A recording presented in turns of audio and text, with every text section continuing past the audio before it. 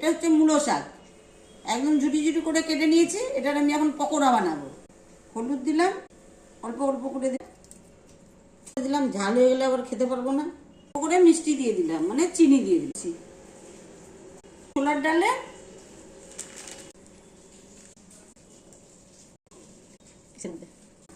কিন্তু সবসময় খাই না। আমার রান্নাটা দেখবেন আপনারা, আমার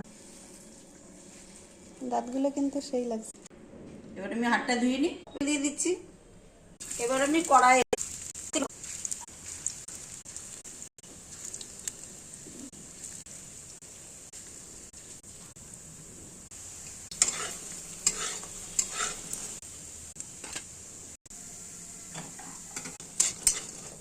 বড়াটা কত সুন্দর হয়েছে, আমি তুলে নিচ্ছি।